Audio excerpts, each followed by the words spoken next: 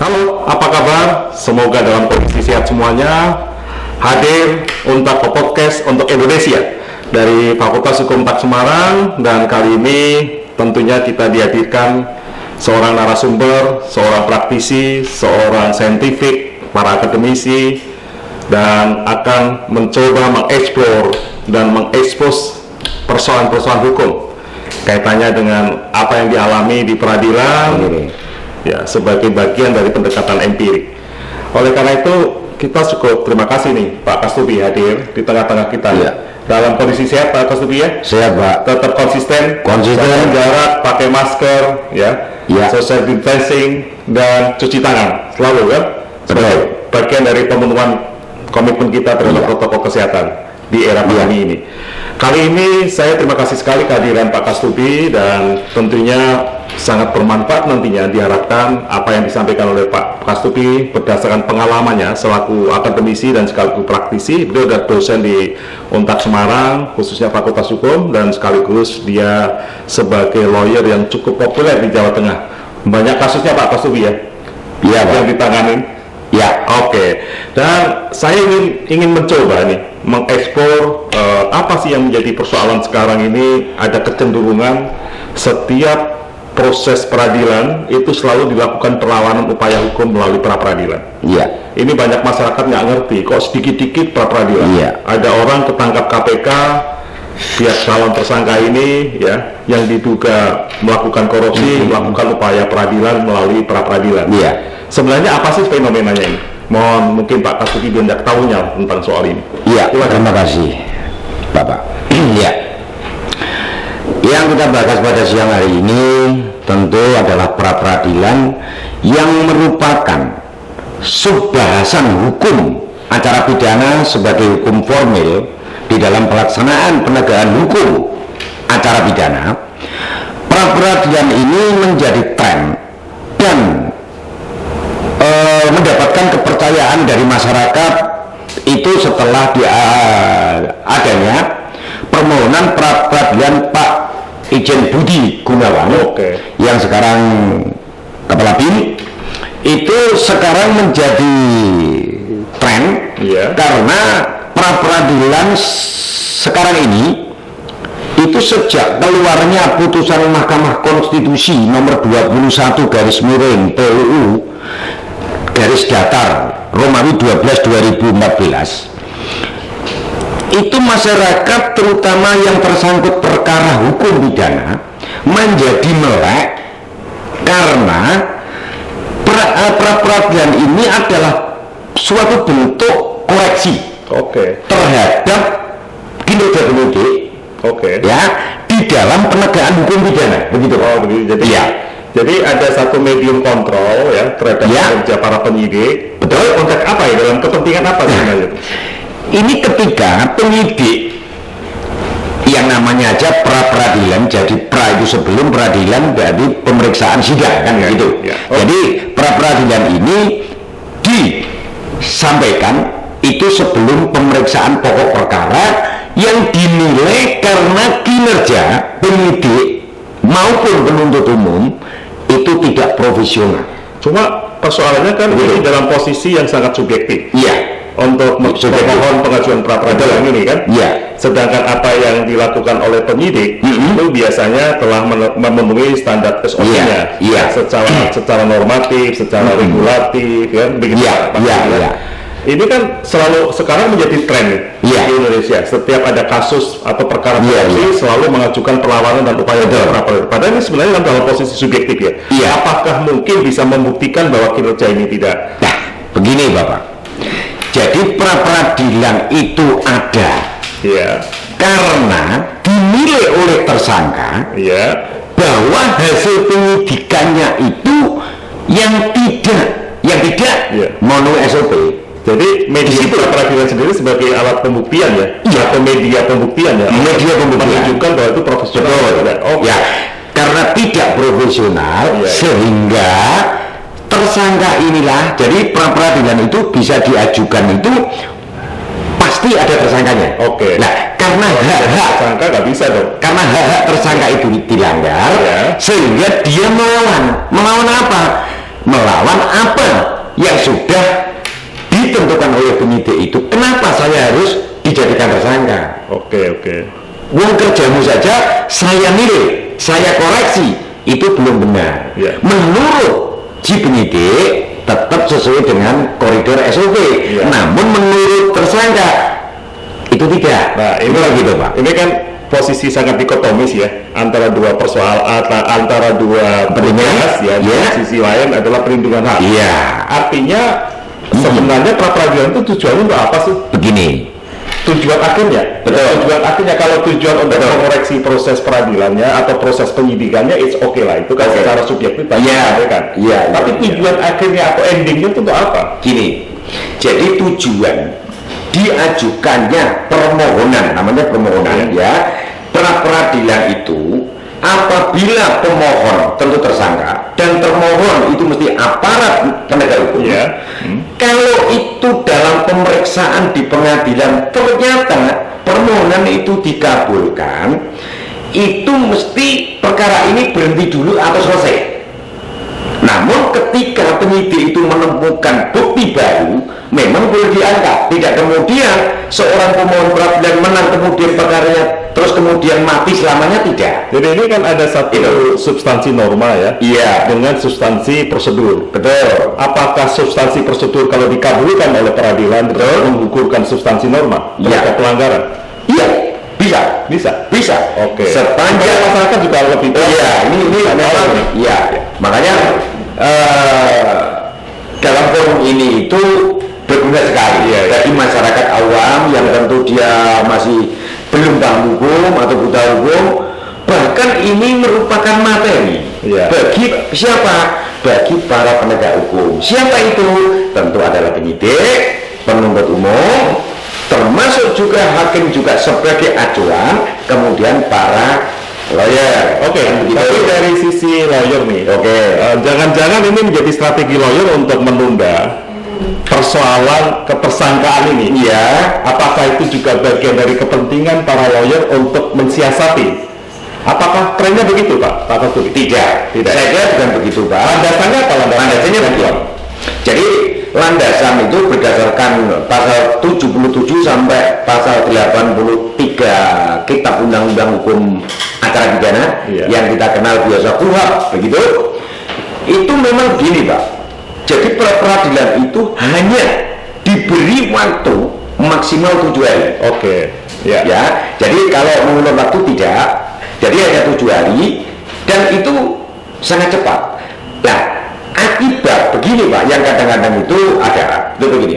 Ketika seorang tersangka itu mengajukan pra peradilan, jaksa itu cepat-cepat melimpahkan perkara ke pengadilan, supaya perkara ini cepat diperiksa oleh hakim.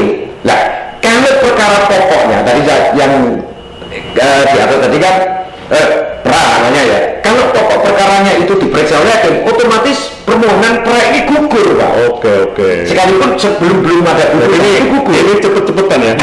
Itu saja mengabaikan perlindungan hak asasi manusia, kepastian hukum, rasa keadilan. Kan apapun tersangka tetap dilindungi sesuai dengan apa yang disampaikan dilindungi, Pak. Oleh regulasi, oleh undang-undang, kan begitu ya. Dan itu menjadi komitmen di PBB juga, semua tersangka itu juga atau terpidana dilindungi hak asasi mereka. Apakah dalam konteks itu sebenarnya? Iya, begini, Bapak. Jadi di dalam KUHP yang kita pakai di negeri ini, itu sudah menyantumkan semacam asas, namanya asas praduga tak bersalah. Disinilah maka ketika seorang itu ditetapkan sebagai tersangka ini harus posisinya seimbang dengan pelapor, Pak. Antara pelapor dan pelapor atau korban ini harus seimbang. Makanya ketika seseorang itu diperiksa di penyidik, diberikan hak untuk mengajukan saksi yang meringankan, bukti-bukti yang meringankan. Di situ, Pak. Makanya Mahkamah Konstitusi itu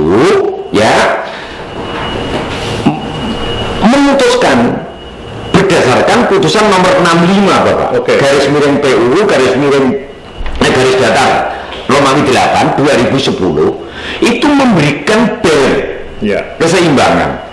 kesalahan di mana sih yang seseorang itu dapat ditetapkan tersangka?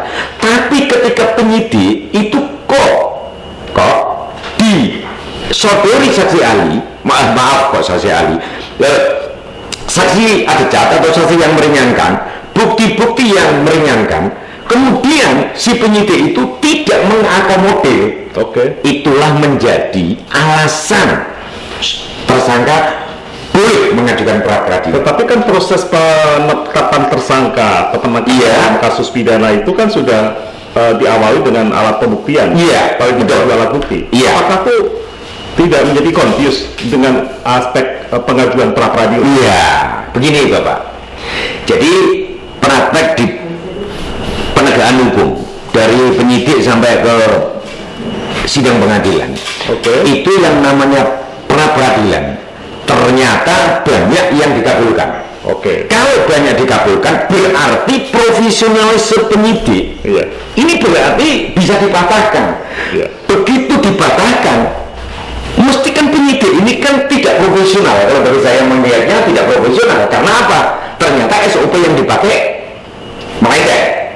Padahal untuk menentukan seseorang yang dilaporkan itu bisa tersangka, itu berdasarkan gelar perkara, Bapak.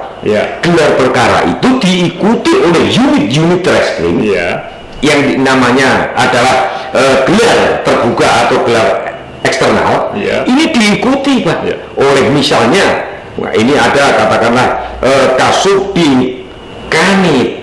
Ini semua ikut, Pak.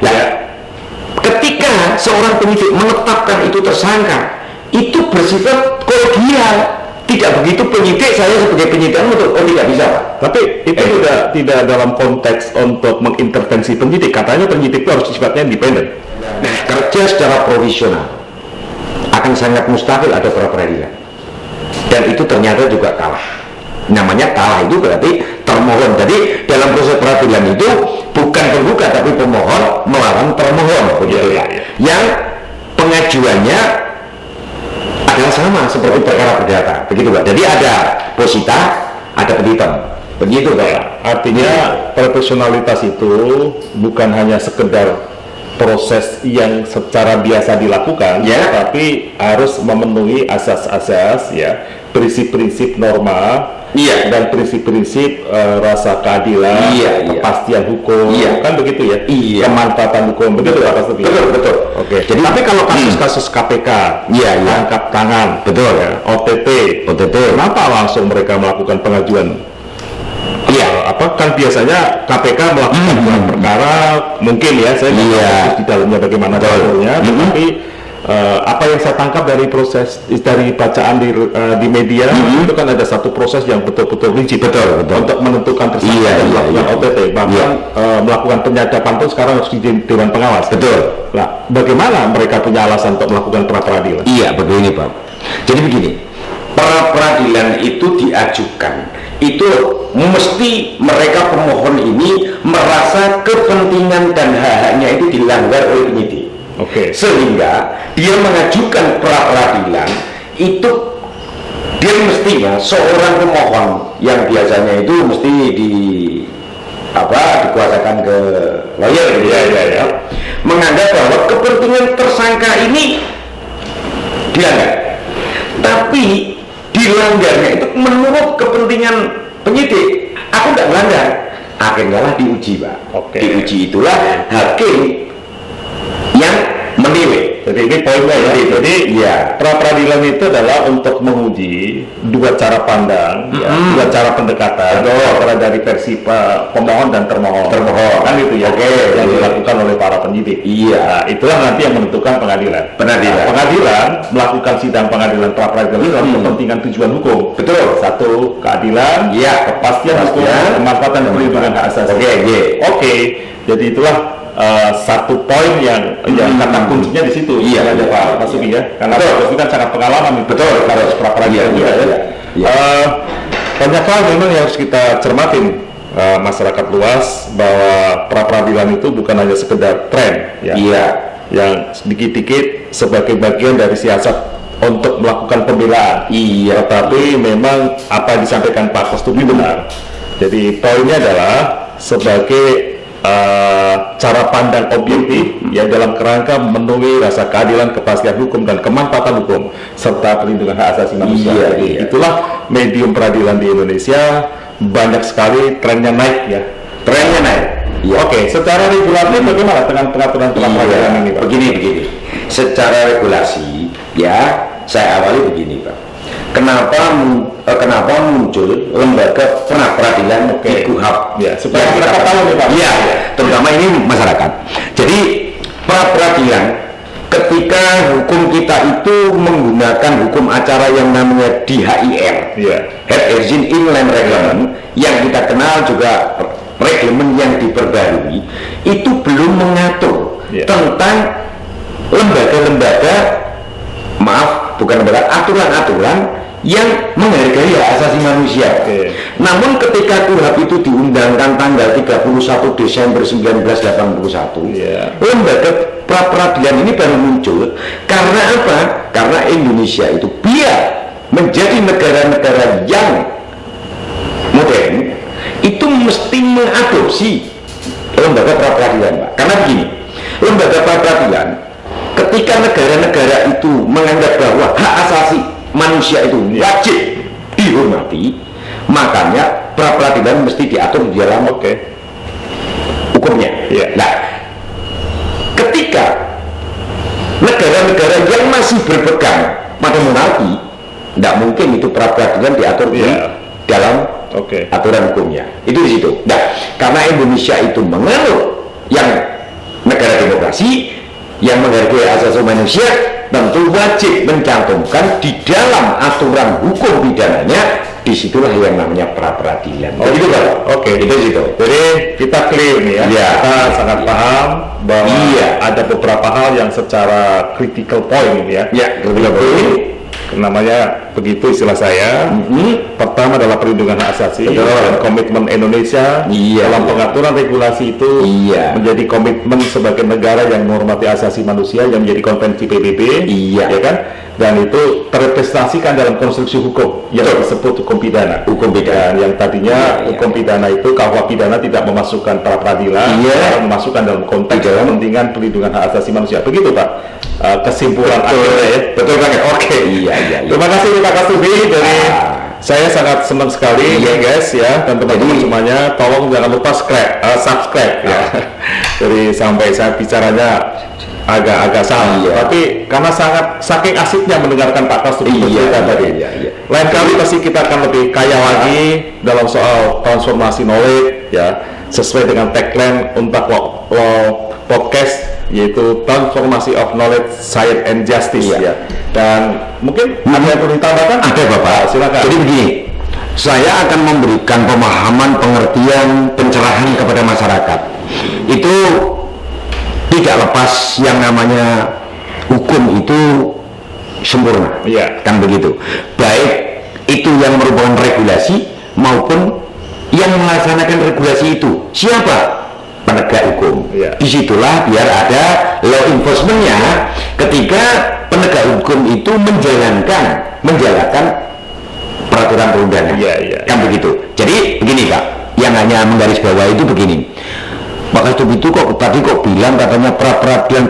Apa sih perkara masalah atau perbuatan yang bisa diperadilankan? Kan? Ya, lingkupnya apa? Lingkupnya, ya. Ini yang tadi mau saya tanya. Betul. Terima kasih, Bapak. Jadi begini, seseorang terutama yang menyandang gelar tersangka, Oke. itu diwajibkan atau diperbolehkan untuk melawan hak-haknya yang dilanggar oleh penegak hukum. Iya. Itu berupa peradilan. Apa perbuatan yang bisa diperadilankan? Kan begitu.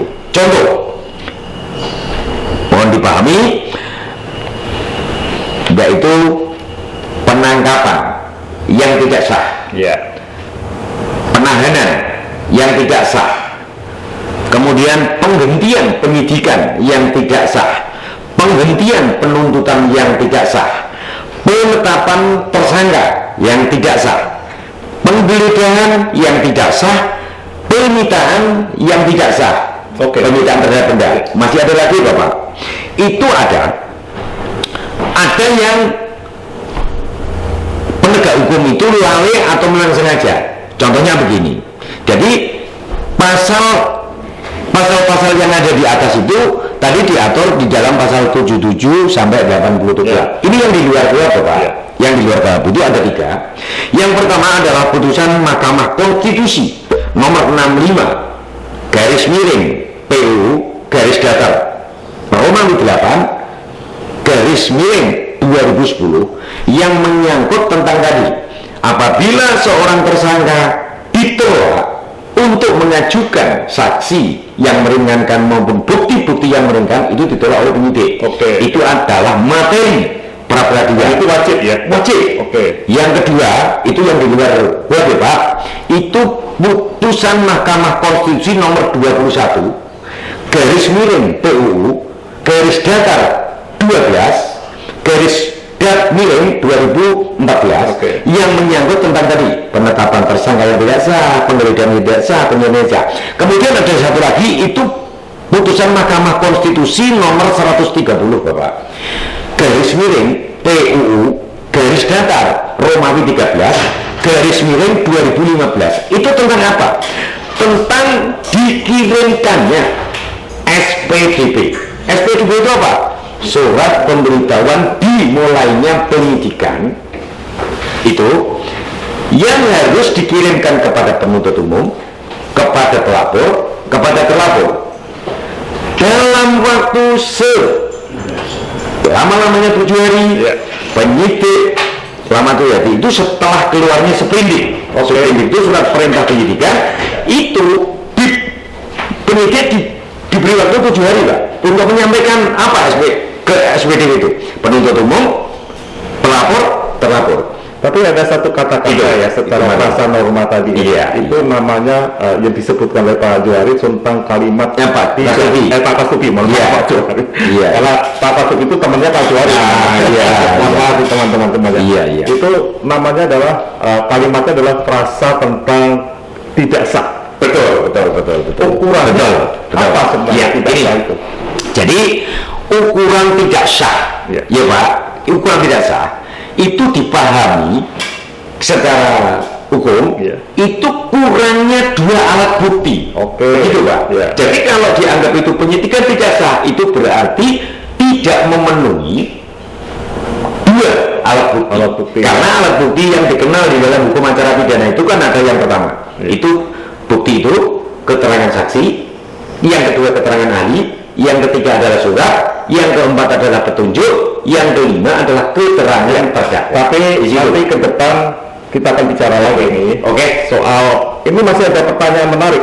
Iya. Ya, soal tadi disebutkan frasa norma yang mengatakan tidak sah didasarkan pada alat bukti, Iya. paling tidak minimal 2. Minimal 2. Tetapi dari pihak tersangka mengajukan pra peradilan Iya. yang menganggap tidak ada alat bukti. Betul. Ya, yang akan memutuskan adalah pengadilan.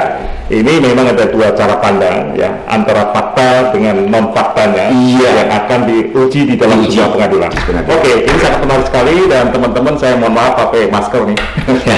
Saatnya pakai masker. Iya. Dan satu hal sangat apa yang disampaikan oleh Pak Kastubi, memang betul-betul kita baru tahu bagaimana lingkup pra peradilan itu. Dan tentunya ini juga menjadi pengetahuan bagi kita semuanya, sehingga kita tidak bisa hanya sekedar mencermati dan membaca tren tentang pra peradilan di semua kasus pidana, kasus korupsi ya, sehingga apakah itu bagian dari strategi lawyer atau strategi tersangka ya untuk menerapkan saat dengan Pak Kastubi. Terima kasih Pak Kastubi. Terima kasih, Bapak. Teman-teman, terima kasih. Iya, Mohon iya. dapat subscribe ya, mendengarkan dan sekaligus menyimak sebagai materi yang disajikan oleh Pak Kastubi. Terima kasih. Juga sangat bermanfaat bagi prospek hukum kita ke depan. Dan tentunya saya ucapkan terima kasih. Sampai jumpa lagi.